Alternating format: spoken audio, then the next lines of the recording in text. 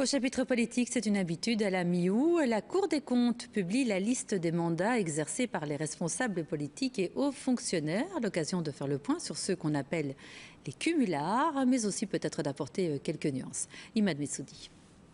Tous les ans, à cette période de l'année, Christophe Van Gelu est au four et au moulin. La cheville ouvrière du site cumuléo.be met à jour ses données.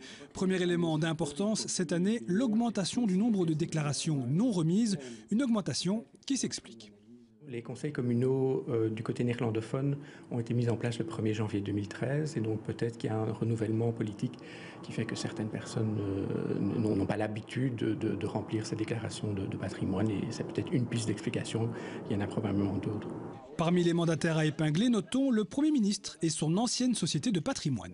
Lieu Roupeau persiste dans son refus de signaler son mandat au sein de Patrimoine. Cette société a été dissoute courant 2013, donc elle devait apparaître dans ses déclarations de mandat.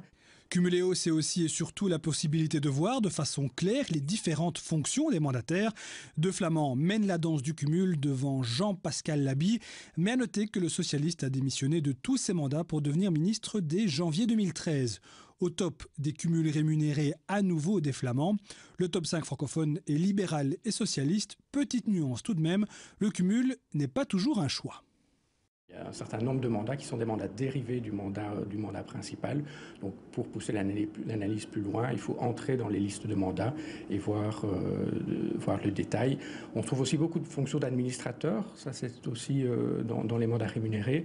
Donc là, on peut peut-être se poser la question, quand le nombre d'administrateurs, on arrive à 5, 6, 10 mandats d'administrateurs, c'est peut-être un petit peu beaucoup pour exercer la fonction de manière correcte.